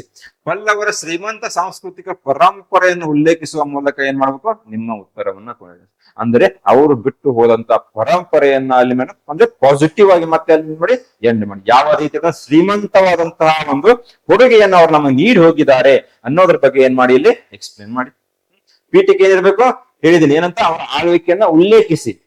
ಕಂಚಿಯ ಪಲ್ಲವರು ಯಾವಾಗ ಆಳ್ವಿಕೆಯನ್ನ ಮಾಡ್ತಾರೆ ಅವರು, ಕಂಚಿಯ ಪಲ್ಲವರು ಕ್ರಿಸ್ತ ಶಕ 4 ರಿಂದ 9ನೇ ಶತಮಾನದವರೆಗೆ ಏನ್ ಮಾಡಿದ್ದಾರೆ, ಆಳ್ವಿಕೆಯನ್ನ ಮಾಡಿ ಹೋಗ್ತಾರೆ. ಹೌದಾ, ದಕ್ಷಿಣ ಭಾರತದಲ್ಲಿ ತಬಲ ರಾಜವಂಶವಾಗಿತ್ತು. ಯಾವುದು, ಪಲ್ಲವರು 4ನೇ ಶತಮಾನದಿಂದ 9ನೇ ಶತಮಾನದವರೆಗೆ ಏನು ಆಳ್ವಿಕೆಯನ್ನ ಮಾಡಿದರೆ, ದಕ್ಷಿಣ ಭಾರತದಲ್ಲಿ ಅವರು ಒಬ್ಬ ಶಕ್ತಿಶಾಲಿ ರಾಜವಂಶವಾಗಿ ಆಳ್ವಿಕೆಯನ್ನ ಮಾಡಿದ್ದಾರೆ. ಕಲೆ, ವಾಸ್ತುಶಿಲ್ಪ ಮತ್ತು ಸಾಹಿತ್ಯಕ್ಕೆ ಅವರ ಗಮನಾರ್ಹ ಕೊಡುಗೆಗಳಿಗೆ ಏನಾಗಿದ್ದಾರೋ ಹೆಸರುವಾಸಿಯಾಗಿದ್ದಾರೆ. ಕಲೆ, ವಾಸ್ತುಶಿಲ್ಪ ಅಂದ್ರೆ ಪ್ರತಿಯೊಂದಕ್ಕೂ ಅವರದೇ ಆದಂತಹ ಒಂದು ಕೊಡುಗೆಯನ್ನು ಅವರು ಏನ್ ಮಾಡಿದ್ದಾರೆ, ನೀಡಿ ಹೋಗಿದ್ದಾರೆ. ಗುಹಾಲಯಗಳ ಜೊತೆಗೆ ಅವ್ರು ಏನ್ ಮಾಡಿದ್ರು, ದೇವಾಲಯಗಳ ನಿರ್ಮಾಣದ ಜೊತೆಗೆ ದ್ರಾವಿಡ ಶೈಲಿ ವಾಸ್ತುಶಿಲ್ಪದ ಮೇಲೆ ಪ್ರಭಾವವನ್ನು ಬೀರಿದ್ರು. ಅಂದ್ರೆ ಗುಹಾಲಯಗಳ ಜೊತೆಗೆ ಅವ್ರು ಏನ್ ಮಾಡಿದ್ರು, ಹಲವಾರು ರೀತಿಯ ದೇವಾಲಯಗಳನ್ನ ಕೂಡ ಅವ್ರು ಏನ್ ಮಾಡಿದ್ದಾರೆ, ನಿರ್ಮಾಣವನ್ನ ಮಾಡಿ ನಮ್ಮ ಒಂದು ವಾಸ್ತುಶಿಲ್ಪಕ್ಕೆ ಏನ್ ಮಾಡಿದ್ದಾರೆ, ಕೊಡುಗೆಯನ್ನ ನೀಡಿದ್ದಾರೆ. ಸೊ ಈ ರೀತಿಯಾದಂತಹ ಅದೇನ್ ಮಾಡಿ ಇಲ್ಲಿ ಪೀಠಿಕೆ. ಹೌದಾ, ನೆಕ್ಸ್ಟ್ ಪದಗಳು 150 ಪದಗಳಲ್ಲಿ ಏನ್ ಮಾಡಿ ಉತ್ತರಿಸಿ ಅಂತ ಹೇಳಿದ್ದಾರೆ. ಹಾಗಿದ್ಮೇಲೆ 10 ಮಾರ್ಕ್ಸ್ ಕ್ವಶನ್ ಇದೆ ಇದು. ಸೊ ಅವರು ನೀಡಿದಂತ ಕೊಡುಗೆಗಳು ಏನಿದೆ, ಅವರು ಗುಹಾಲಯಗಳು ಮತ್ತು ನಂತರ ರಚನಾತ್ಮಕ ದೇವಾಲಯಗಳು, ಅಂದರೆ ಇವಾಗ ಗುಹಾಲಯಗಳು ನಿರ್ಮಾಣ ಮಾಡಿದ್ದಾರೆ, ಅದ್ರ ಜೊತೆಗೆ ಏನ್ ಮಾಡಿದ್ರೆ ಇಂಡಿಪೆಂಡೆಂಟ್ ಏನು ಟೆಂಪಲ್ಸ್ ಅಂದ್ರೆ ದೇವಾಲಯಗಳನ್ನು ಕೂಡ ಅವ್ರು ಏನ್ ಮಾಡಿದ್ರೆ ನಿರ್ಮಾಣವನ್ನ ಕೂಡ ಮಾಡಿದ್ದಾರೆ. ನಂತರ ರಚನಾತ್ಮಕ ದೇವಾಲಯಗಳು ದ್ರಾವಿಡ ವಾಸ್ತುಶಿಲ್ಪ ಅಡಿಪಾಯವನ್ನು ಹಾಕಿ, ಫೌಂಡೇಶನ್ ಅಂತ ನಾವೇನ್ ಅಂದ್ರೆ ದ್ರಾವಿಡ ವಾಸ್ತುಶಿಲ್ಪಕ್ಕೆ ಏನಾಯ್ತು, ಇವಾಗ ಒಂದು ಅಡಿಪಾಯವನ್ನ ಹಾಕಿ ಹೋದರು. ಶಿಲಾ ಕೆತ್ತನೆ ದೇವಾಲಯಗಳು ಮತ್ತು ನಂತರ ರಚನಾತ್ಮಕ ದೇವಾಲಯಗಳು ದ್ರಾವಿಡ ವಾಸ್ತುಶಿಲ್ಪ ಅಡಿಪಾಯವನ್ನು ಹಾಕಿದ್ರು. ಅಂದ್ರೆ ಆ ಒಂದು ದೇವಸ್ಥಾನಗಳಲ್ಲಿ ಕೂಡ ಅವ್ರು ಏನ್ ಮಾಡ್ತಾ ಇದ್ರು, ಶಿಲ್ಪಕಲೆ ಅಂದ್ರೆ ಸ್ಟ್ರಕ್ಚರ್ಸ್ ಅಲ್ಲಿ ಏನ್ ಮಾಡ್ತಾ ಇದ್ರು, ಕೆಲವೊಂದು ಸ್ಟ್ರಕ್ಚರ್ಸ್ ಅಂದ್ರೆ ಇಮೇಜಸ್ ನ ಕೆತ್ತನೆ ಮಾಡ್ತಾ ಏನಕ್ಕೋಸ್ಕರ, ಅದೇ ಸೇಮ್ ಅಲಂಕಾರಕ್ಕೋಸ್ಕರ. ಹೌದಾ? ಸೊ ಇಲ್ಲಿ ನೋಡಿ, ಚೋಳರು ಕೂಡ ದ್ರಾವಿಡ ಶೈಲಿಯನ್ನ ಪಾಲನೆ ಮಾಡಿದ್ರು, ಇವರು ಕೂಡ ದ್ರಾವಿಡ ಶೈಲಿಯನ್ನೇ ಯೂಸ್ ಮಾಡಿದ್ರು. ಸೊ ಹೀಗಾಗಿ ಫೀಚರ್ಸ್ ಅಲ್ಲಿ ನಿಮ್ಗೆ ಏನು ಬದಲಾವಣೆಗಳಾಗೋದಿಲ್ಲ. ಅಲ್ಲಿ ಏನಾಗುತ್ತೆ, ಇವಾಗ ಅದೇ ಗೋಪುರ, ಅದೇ ನಂದಿ ಮಂಟಪ, ಅದೇ ಮಹಾಮಂಟಪ, ಗರ್ಭಗೃಹ, ವಿಮಾನ ಅದೇ ಸೇಮ್ ಸಿಗುತ್ತೆ. ಆದರೆ ಅಂದ್ರೆ ದೇವಾಲಯಗಳಲ್ಲಿ ಏನಾಗುತ್ತೆ, ಇವಾಗ ನಿಮಗೆ ಕೆಲವೊಂದು ಚೇಂಜಸ್ ಆಗುತ್ತೆ, ಅಷ್ಟೇ ಡಿಫ್ರೆನ್ಸ್ ಇರುತ್ತೆ. ಹೌದಾ? ಇದನ್ನು 4 ವಿಭಿನ್ನ ಹಂತಗಳು ಅಥವಾ ಶೈಲಿಗಳಾಗಿ ವಿಂಗಡಿಸಲಾಗಿದೆ. ಅಂದ್ರೆ ಪಲ್ಲವರು ಏನು ಫಾಲೋ ಮಾಡಿದ್ರಲ್ಲ ಒಂದು ವಾಸ್ತುಶಿಲ್ಪ, ಅದನ್ನು 4 ರೀತಿ, ಅಂದ್ರೆ 4 ರಾಜರು ಬರ್ತಾರೆ. ಆ 4 ರಾಜರು ಬೇರೆ ಬೇರೆ ರೀತಿಯಾದಂತಹ ವೈಶಿಷ್ಟ್ಯತೆಗಳನ್ನ ಏನ್ ಮಾಡಿದ್ರು, ಇವಾಗ ದ್ರಾವಿಡ ವಾಸ್ತುಶಿಲ್ಪಕ್ಕೆ ಏನ್ ಮಾಡಿದ್ರೆ ಆಡ್ ಮಾಡ್ತಾ ಬಂದ್ರು. ಸೊ ಹೀಗಾಗಿ ಅದನ್ನ 4 ರೀತಿಯಾದಂತ ಶೈಲಿಗಳಲ್ಲಿ ಏನ್ ಮಾಡ್ತಾರೆ, ಡಿವೈಡ್ ಮಾಡಿದ್ದಾರೆ. ಅಂದ್ರೆ 4 ರೀತಿ ಶೈಲಿ ಅಂದ್ರೆ ಬೇರೆ ಬೇರೆ, ಮತ್ತೆ ಇವಾಗ ದ್ರಾವಿಡ ಬೇರೆ, ದ್ರಾವಿಡ ಬಿಟ್ಟು ಇನ್ನೊಂದು ಶೈಲಿ ಬೇರೆ ಇರ್ತಲ್ಲ. ದ್ರಾವಿಡ ಶೈಲಿಯಲ್ಲಿ ಏನ್ ಮಾಡಿದ್ರೆ 4 ರೀತಿ, ಅಂದ್ರೆ ಒಬ್ಬ ರಾಜ ಬಂದು ಒಂದು ವೈಶಿಷ್ಟ್ಯತೆ ಆಡ್ ಮಾಡ್ತಾನೆ, ಅದು ಒಂದು ಶೈಲಿ ಬೇರೆ. ಇನ್ನೊಬ್ಬ ರಾಜ ಬಂದು ಇನ್ನೊಂದು ವೈಶಿಷ್ಟ್ಯತೆಯನ್ನ ಏನ್ ಮಾಡ್ತಾನೆ, ಇವಾಗ ಆಡ್ ಮಾಡ್ತಾನೆ. ಆ ಒಂದು ವಾಸ್ತುಶಿಲ್ಪ ಏನು ಶೈಲಿನೇ ಬೇರೆ ಆಗುತ್ತೆ. ಸೊ ಹೀಗಾಗಿ ಯಾವುವು ಮಹೇಂದ್ರ ಶೈಲಿ, ಅಂದ್ರೆ ಮಹೇಂದ್ರ ವರ್ಮನ್ ಅಂತ ರಾಜ ಏನ್ ಮಾಡ್ತಾನೆ, ಅವನ ಶೈಲಿ ಬೇರೆ. ಅಂದ್ರೆ ಮುಂಚಿನ ರಾಜರು ಏನ್ ಮಾಡ್ತಾರೆ, ಜಾಸ್ತಿ ಗುಹಾಲಯಗಳ ಮೇಲೆ ಫೋಕಸ್ ಮಾಡಿ. ನಂತರ ಬಂದಂತ ರಾಜರು ಏನ್ ಮಾಡಿದ್ರು, ಇವಾಗ ಒಂದು ದೇವಾಲಯಗಳ ನಿರ್ಮಾಣವನ್ನ ಮಾಡ್ಲಿಕ್ಕೆ ಪ್ರಾರಂಭ ಮಾಡಿ. ಕೆಲವೊಂದು ರಾಜರು ಏನ್ ಮಾಡಿದ್ರು, ಇವಾಗ ದೇವಾಲಯಗಳ ರಥಗಳ ರೂಪದಲ್ಲಿ ನಿರ್ಮಾಣ ಮಾಡ್ತಾ ಇದ್ರು. ಸೊ ಆ ರೀತಿಯಾದಂತ ಒಂದು ವೈಶಿಷ್ಟ್ಯತೆಗಳನ್ನ ಯಾರು ಮಾಡ್ತಾ ಬಂದ್ರಲ್ಲ, ಅದಕ್ಕೆ ನಾವೇನ್ ಮಾಡ್ತೀವಿ, ಅದನ್ನ ವಿಭಿನ್ನ ಹಂತಗಳು ಅಥವಾ ಶೈಲಿಗಳಲ್ಲಿ ವಿಂಗಡಣೆಯನ್ನು ಮಾಡಿದ್ವಿ. ಅವೇ ಯಾವುದು, ಮಹೇಂದ್ರ ಶೈಲಿ, ಮಾಮಲ್ಲ ಶೈಲಿ, ರಾಯಸಿಂಹ ಶೈಲಿ, ನಂದಿವರ್ಮನ್ ಶೈಲಿ. 4 ರಾಜರು, 4 ರೀತಿಯಾದಂತ ಶೈಲಿಗಳು. ಮಹಾಬಲಿಪುರಂನಲ್ಲಿರುವ ಪಂಚರಥಗಳು ಮತ್ತು ತೀರ ದೇವಾಲಯಗಳು, ಅಂದ್ರೆ ಶೋರ್ ಟೆಂಪಲ್ ಅಂತ ನಾವೇನ್ ಕರಿತೀವಲ್ಲ, ಯುನೆಸ್ಕೋ ವಿಶ್ವ ಪರಂಪರೆಯ ತಾಣಗಳಾಗಿವೆ. ನಾನ್ ನಿಮ್ಗೆ ಹೇಳಿದೆ ಏನಂತ, ಒಬ್ಬ ರಾಜ ಏನ್ ಮಾಡಿದ, ಇವಾಗ ರಥಗಳ ರೂಪದಲ್ಲಿ ಏನ್ ಮಾಡ್ತಾನೆ, ಇವಾಗ ದೇವಸ್ಥಾನಗಳ ನಿರ್ಮಾಣ ಮಾಡಿದ. ಹೌದಾ? ಅವು ಕೂಡ ಏನಾಗಿದಾವೆ, ಇವಾಗ ಯುನೆಸ್ಕೋ ವರ್ಲ್ಡ್ ಹೆರಿಟೇಜ್ ಸೈಟ್ಸ್ ನ ಒಂದು ಲಿಸ್ಟ್ ಅಲ್ಲಿ ಮೆನ್ಷನ್ ಮಾಡಿದ್ದಾರೆ. ಕೈಲಾಸನಾಥರ ದೇವಾಲಯ ಕಾಂಚೀಪುರಂ 2ನೇ ನರಸಿಂಹವರ್ಮ ನಿರ್ಮಿಸಿದ ಇದು ದಕ್ಷಿಣ ಭಾರತ ಅತ್ಯಂತ ಪ್ರಾಚೀನ ರಚನಾತ್ಮಕ ದೇವಾಲಯಗಳಲ್ಲಿ ಒಂದಾಗಿದೆ. ಯಾವುದು? 2ನೇ ನರಸಿಂಹವರ್ಮ. ಇವಾಗ ಇಮ್ಮಡಿ ಪುಲಕೇಶಿ ಮಧ್ಯೆ ಕೂಡ ಏನಾಗಿರುತ್ತೆ, ಒಂದು ಯುದ್ಧಗಳಾಗತ್ತೆ ಗೊತ್ತಾ? ಅದೇ 2ನೇ ನರಸಿಂಹವರ್ಮ ಏನ್ ಮಾಡಿದಾನೆ, ಇವಾಗ ಕೈಲಾಸನಾಥ ದೇವಾಲಯ ಅಂತ ಹೇಳ್ಬಿಟ್ಟು ಎಲ್ಲಿ ಕಾಂಚೀಪುರಂದಲ್ಲಿ ಒಂದು ದೇವಸ್ಥಾನವನ್ನು ನಿರ್ಮಾಣ ಮಾಡಿದ. ಇದು ಏನಿದೆ, ದಕ್ಷಿಣ ಭಾರತದ ಅತ್ಯಂತ ಹಳೆಯ ರಚನಾತ್ಮಕ ದೇವಾಲಯಗಳಲ್ಲಿ ಒಂದಾಗಿದೆ. ಅಂದ್ರೆ ದೇವಾಲಯ ನಿರ್ಮಾಣ ಏನಾಗಿತ್ತು, ಅವಾಗ ಪ್ರಾರಂಭವಾಗಿತ್ತು. ಇಲ್ಲಿವರೆಗೂ ರಾಜರು ಏನ್ ಮಾಡಿದ್ರು, ಗುಹಾಲಯಗಳ ಮೇಲೆ ಜಾಸ್ತಿ ಫೋಕಸ್ ಮಾಡಿರ್ತಾರೆ. ಸೊ ಆದರೆ ಇಲ್ಲಿ 2ನೇ ನರಸಿಂಹವರ್ಮನ್ ಏನ್ ಮಾಡ್ತಾನೆ, ಇವಾಗ ಸಿಂಗಲ್ ಇಂಡಿಪೆಂಡೆಂಟ್ ಸ್ಟ್ಯಾಂಡಿಂಗ್ ಟೆಂಪಲ್ ಅಂತ ಕರೀತಾರೆ. ಅಂದ್ರೆ ದೇವಾಲಯಗಳ ನಿರ್ಮಾಣ ಮಾಡೋದನ್ನ ಪ್ರಾರಂಭ ಮಾಡ್ತಾನೆ. ಅಂದ್ರೆ ಇವಾಗ ಗುಹಾಲಯಗಳಲ್ಲಿ ಏನ್ ಮಾಡಿದ್ರೆ ಗೂಢವನ್ನ ಏನ್ ಮಾಡ್ತಾ ಇದ್ರು, ಕೆತ್ತನೆ ಮಾಡ್ತಾ ಇದ್ರು. ಅಲ್ಲೇ ಏನ್ ಮಾಡ್ತಾ ಇದ್ರು ಅಂದ್ರೆ ದೇವಸ್ಥಾನ ನಿರ್ಮಾಣ ಮಾಡ್ತಾರೆ. ಆದ್ರೆ ಇಲ್ಲಿ ಏನಾಗುತ್ತೆ, ಬೇರೆ ಕಡೆಯಿಂದ ಶಿಲೆಗಳನ್ನು ತಂದು ದೇವಾಲಯಗಳ ನಿರ್ಮಾಣ ಮಾಡ್ಲಿಕ್ಕೆ ಪ್ರಾರಂಭ ಮಾಡಿದ. ಅದೇ ಯಾವುದು, 2ನೇ ನರಸಿಂಹವರ್ಮನ್, ಯಾವುದು ಕೈಲಾಸನಾಥ ದೇವ ವಾಸ್ತುಶಿಲ್ಪಕ್ಕೆ ಕೊಡುಗೆಯನ್ನು ನೀಡಿದ. 150 ಪದಗಳಲ್ಲಿ ಹೇಳಿದಾರ ಅಂದ ಮೇಲೆ ನಿಮ್ಮ ಆನ್ಸರ್ ಕೂಡ ಅದೇ ರೀತಿಯಾಗಿ ಏನಿರ್ಬೇಕು, ಕ್ರಿಸ್ಪ್ ಆಗಿರ್ಬೇಕು, ಡೈರೆಕ್ಟ್ ಆಗಿರ್ಬೇಕು. ಹೌದಾ? ಇವಾಗ ಏನ್ ಮಾಡಿದ್ರು, ಮತ್ತೆ ಶಿಲ್ಪಕಲೆಗೆ ಅವರು ನೀಡಿದಂತ ಕೊಡುಗೆ. ಹೌದಾ? ಪಲ್ಲವ, ಅದು ಆರ್ಟಿಸನ್ಸ್ ಅಂತ ನಾವೇನ್ ಕರಿತೀವಲ್ಲ, ಕುಶಲಕರ್ಮಿಗಳು, ಶಿಲ್ಪಕಲೆ ಮತ್ತು ಪ್ರತಿಮಾಶಾಸ್ತ್ರ, ಐಕೋನೋಗ್ರಾಫಿ ಅಂತ ಕರಿತೀವಿ ನಾವು. ಅಂದ್ರೆ ಏನು ನಾವು ಸ್ಟಡಿ ಮಾಡ್ತೀವಿ ಶಿಲ್ಪಕಲೆ ಬಗ್ಗೆ, ಅದಕ್ಕೆ ಏನಂತ ಕರಿತೀವಿ, ಪ್ರತಿಮಾಶಾಸ್ತ್ರದಲ್ಲಿ ಶ್ರೇಷ್ಠರಾಗಿದ್ದರು. ಅಂದ್ರೆ ಸೂಕ್ಷ್ಮವಾಗಿ ಕೆತ್ತನೆಗಳನ್ನ ಮಾಡ್ತಾ ಇದ್ದರು. ಪೌರಾಣಿಕ ವಿಷಯಗಳು ಚಿತ್ರಿಸುವ ಸೂಕ್ಷ್ಮವಾದ ಶಿಲ್ಪಕಲೆಗಳನ್ನು ಅವ್ರು ಏನ್ ಮಾಡಿದ್ದಾರೆ, ನಿರ್ಮಾಣ ಮಾಡ್ತಾರೆ. ಸೂಕ್ಷ್ಮವಾಗಿ ಅಂದ್ರೆ ಇವಾಗ ಯಾವ್ದೋ ಒಂದು ಮೂರ್ತಿ ಇರುತ್ತೆ ಇವಾಗ. ಹೌದಾ? ಆ ಮೂರ್ತಿ ಯಾವ ರೀತಿಯಾದಂತ ಆಭರಣ ಇತ್ತು, ಬಟ್ಟೆಗಳಲ್ಲಿ ಇವಾಗ ಏನಾಗುತ್ತೆ, ಕೆಲವೊಂದು ಮಡಿಕೆಗಳು ಬೀಳುತ್ತೆ. ಆ ಮಡಿಕೆಗಳಲ್ಲಿ ಬಿದ್ದಿದ್ದು ಕೂಡ ಅವ್ರು ಏನ್ ಮಾಡಿದ್ದಾರೆ, ನಿಮ್ಗೆ ಕೆತ್ತನೆ. ಅಷ್ಟೊಂದು ಸೂಕ್ಷ್ಮವಾಗಿ ಅವ್ರು ಏನ್ ಮಾಡ್ತಾ ಇದ್ರು, ಕೆತ್ತನೆಯನ್ನ ಮಾಡಿ ಹೋಗಿದ್ರು. ಉದಾಹರಣೆಗೆ ಮಹಾಬಲಿಪುರಂನಲ್ಲಿರುವ ಗಂಗಾ ಶಿಲ್ಪಕಲೆ ಒಂದು ಮೇರು ಕೃತಿಯಾಗಿದೆ. ಅಂದ್ರೆ ಶಿವನ ಮುಡಿಯಿಂದ ಇಳಿದು ಬರುವಂತಹ ಒಂದು ಗಂಗೆ ಕೆತ್ತನೆಯನ್ನ ಮಾಡಿ, ಮೂರ್ತಿಯ ಕೆತ್ತನೆಯನ್ನ ಮಾಡಿದರು. ಅಷ್ಟೊಂದು ಸೂಕ್ಷ್ಮವಾದಂತ ಕೆತ್ತನೆ ಎಲ್ಲಿ ಸಿಕ್ಕಿದೆ ನಮಗೆ, ಮಹಾಬಲಿಪುರಂನಲ್ಲಿ ಸಿಕ್ಕಿದೆ. ಇದು ಅವರು ಶಿಲ್ಪಕಲೆಗೆ ನೀಡಿದಂತಹ ಒಂದು ಕೊಡುಗೆ. ಇನ್ ಕೇಸ್ ಅವರು ಓನ್ಲಿ ವಾಸ್ತುಶಿಲ್ಪ ಕೇಳಿದ್ರೆ ಏನಾಗ್ತಾ ಇತ್ತು ನಿಮ್ಗೆ, ಈ 4 ಶೈಲಿಗಳಲ್ಲಿ ವೈಶಿಷ್ಟ್ಯತೆ ಹೇಳಿದ ಅದನ್ನ ಎಕ್ಸ್ಪ್ಲೇನ್ ಮಾಡ್ತಾ ಇದ್ರು. ಆದ್ರೆ ಇಲ್ಲಿ ಏನ್ ಮಾಡಿದ್ದಾರೆ, ಸಂಪೂರ್ಣವಾಗಿ ಕಲೆಗೆ ಕೇಳಿದ್ದಾರೆ. ಹೌದಾ? ಮತ್ತೆ ಅದು ಸಂಗೀತಕ್ಕೆ ಕೊಡುಗೆಯನ್ನು ನೀಡಿದ್ದಾರೆ ಅವರು. ಅದು ಕುಡುಮಿಯಲ್ಲಿರುವ ಶಿಲಾಶಾಸನಗಳ ಪ್ರಕಾರ 1ನೇ ಮಹೇಂದ್ರ ವರ್ಮನ ಸಂಗೀತದ ಪ್ರತಿಪಾದಕನಾಗಿದ್ದಂತೆ. ಕೆಲವೊಂದು ನಮ್ಗೆ ಏನಾಗಿದೆ, ಮೂರ್ತಿಗಳು ಸಿಕ್ಕಿದೆ. ರಾಜರು ಏನ್ ಮಾಡಿದ್ದಾರೆ, ಹಲವಾರು ರೀತಿಯ ಇವಾಗ ಮ್ಯೂಸಿಕಲ್ ಇನ್ಸ್ಟ್ರೂಮೆಂಟ್ಸ್ ಅಂತ ಏನ್ ಕರೀತೀವಿ, ವಾದಕಗಳು, ಸಂಗೀತ ವಾದಕಗಳನ್ನು ಹಿಡ್ಕೊಂಡಂತಹ ಒಂದೇನಾಗಿದೆ, ನಮ್ಗೆ ಮೂರ್ತಿಗಳು ಸಿಕ್ಕಿದೆ. ಮೃದಂಗಮ್ ಆಗಿರ್ಬೋದು, ಮುರಾಸು ಆಗಿರ್ಬೋದು, ಈ ರೀತಿಯಾದಂತ ಕೆಲವೊಂದು ವಾದ್ಯಗಳನ್ನು ಕೂಡ ಅವ್ರು ಏನ್ ಮಾಡಿದ್ದಾರೆ, ಜಾರಿಗೆ ತಗೊಂಡ್ಬಂದ್ರು. ಆ ಮಹಾಮಂಟಪ ಅಂತ ನಿಮ್ಗೆ ಏನ್ ಹೇಳಿದ್ನ, ಆ ಮಹಾಮಂಟಪದಲ್ಲಿ ಏನಾಗ್ತಿತ್ತು, ಸಂಗೀತದ ಆಯೋಜನೆಯನ್ನ ಮಾಡ್ತಾ ಇದ್ರು. ಅಲ್ಲಿ ಸಂಗೀತಕ್ಕೆ ಅವರು ಒಂದು ಮಹತ್ವವನ್ನು ನೀಡಿದ್ದಾರೆ. ಹೇಗೆ, ಹಲವಾರು ರೀತಿಯ ಒಂದು ವಾದ್ಯಗಳನ್ನು ಏನ್ ಮಾಡುದು, ಇವಾಗ ಪರಿಚಯಿಸುವ ಮೂಲಕ ಸಂಗೀತಕ್ಕೂ ಕೊಡುಗೆ ನೀಡಿದರು. ಅದಾದ್ಮೇಲೆ ಇನ್ನೊಂದೇನಿದೆ ನಮ್ಮ ಸೆಕ್ಷನ್, ಲಿಟರೇಚರ್, ಸಾಹಿತ್ಯಕ್ಕೆ ಅವರು ಕೊಡುಗೆಯನ್ನು ವಿವರಿಸಿ ಅಂತ ಹೇಳಿದ್ದಾರೆ. ಸಂಸ್ಕೃತ ಸಾಹಿತ್ಯ, ಪಲ್ಲವರು ಸಂಸ್ಕೃತ ಪಾಂಡಿತ್ಯದ ಪೋಷಕರಾಗಿದ್ದರು. ಅಂದರೆ ಸಂಸ್ಕೃತ ಭಾಷೆಗೆ ಅವ್ರು ಏನ್ ಮಾಡ್ತಾ ಇದ್ರು, ರಾಜಾಶ್ರಯವನ್ನು ನೀಡ್ತಾ ಇದ್ರು. ಅಲ್ಲಿದ್ದಂತ ವಿದ್ವಾಂಸರು ರಾಜಾಶ್ರಯವನ್ನು ನೀಡಿದ್ರು. ಅದರ ಡೆವಲಪ್ಮೆಂಟ್ಗೆ, ಅದರ ಅಭಿವೃದ್ಧಿಗೆ ಕೊಡುಗೆಯನ್ನು ನೀಡಿದ್ದಾರೆ. ಸಾಹಿತ್ಯ ಮತ್ತು ತಾತ್ವಿಕ ಕೃತಿಗಳ ರಚನೆಯನ್ನು ಪ್ರೋತ್ಸಾಹಿಸಿದರು. ಅಂದ್ರೆ ಯಾರು ವಿದ್ವಾಂಸರು ಇರ್ತಾರೆ, ಇಲ್ಲಿ ಉದಾಹರಣೆಯನ್ನು ನೋಡಿ. 1ನೇಯ ರಾಜ ಯಾರು, ಮಹೇಂದ್ರ ವರ್ಮ ಸಂಸ್ಕೃತಿಯ ಪ್ರಸನಾದ ಮತ್ತು ಮತ್ತ ವಿಲಾಸ ಪ್ರಸನವನ್ನು ಪಲ್ಲವ ಯುಗದ ಗಮನಾರ್ಹ ಕೃತಿಗಳಾಗಿವೆ. ಅಂದರೆ 1ನೇ ರಾಜ ಯಾರು, ಮಹೇಂದ್ರ ವರ್ಮ ಟೈಮ್ದಲ್ಲಿ ಏನಾಗಿದೆ, ಇವಾಗ ಮತ್ತ ವಿಲಾಸ ಪ್ರಹಸನ ಅನ್ನೋ ಒಂದು ಕೃತಿಯನ್ನ ರಚನೆಯಾಗಿದೆ ಸಂಸ್ಕೃತದ ಒಂದು ಭಾಷೆಯಲ್ಲಿ. ಅಂದ್ರೆ ಪ್ರತಿಯೊಂದು ಭಾಷೆಗೆ, ದಕ್ಷಿಣ ಭಾರತದ ಇದೆ ಅಂದ ತಕ್ಷಣ ಅವ್ರು ಒಂದೇ ಯಾವ್ದೋ ಭಾಷೆಗೆ ಅಲ್ಲ, ಪ್ರತಿಯೊಂದು ಭಾಷೆಗೆ ಅದರಂತ ಗೌರವ, ಅದರಿಂದ ಆಶ್ರಯವನ್ನು ನೀಡ್ತಾ ಇದ್ರು. ಅದರ ಅಭಿವೃದ್ಧಿಗೆ ಅವ್ರು ಏನ್ ಮಾಡಿದ್ದಾರೆ, ಕೊಡುಗೆಯನ್ನು ನೀಡಿ ಹೋಗ್ತಾ ಇದ್ರು. ಹೌದಾ?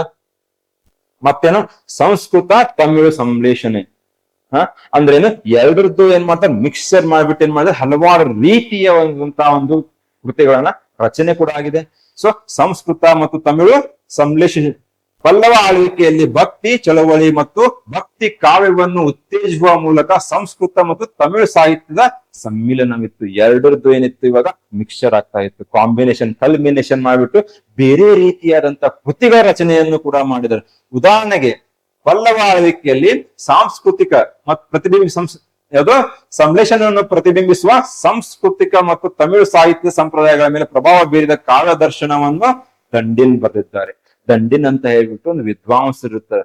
ಅವ್ರು ಏನ್ ಮಾಡ್ತಾ ಇದ್ರು, ತಮಿಳು ಮತ್ತು ಸಂಸ್ಕೃತ ಭಾಷೆ ಎರಡರದ್ದು ಏನು ಕಾಂಬಿನೇಷನ್ ಮಾಡ್ಬಿಟ್ಟು ಹೊಸ ರೀತಿಯಾದಂತಹ ಒಂದು ಕೃತಿಯನ್ನು ರಚನೆಯನ್ನ ಮಾಡಿದ್ದಾರೆ. ಹೌದಾ? ತಮಿಳು ಸಾಹಿತ್ಯಕ್ಕೆ ಕೂಡ ಅವರು ಕೊಡುಗೆಯನ್ನು ನೀಡಿದರು. ಪಲ್ಲವರು ತಮಿಳು ಭಕ್ತಿ ಸಾಹಿತ್ಯದ ಬೆಳವಣಿಗೆ ಉತ್ತೇಜಿಸಿದರು. ಉದಾಹರಣೆಗೆ ಪಲ್ಲವರು ತಮಿಳು ವೈಷ್ಣವ ಸಂತ ತಿರುಮಂಗೈ ಅಳವಾಸು ನಯನಾಸು ಅಂತ ಓದ್ತೀನಿ, ಅವರಿಗೂ ಕೂಡ ರಾಜಾಶ್ರಯವನ್ನು ನೀಡಿದ್ರು.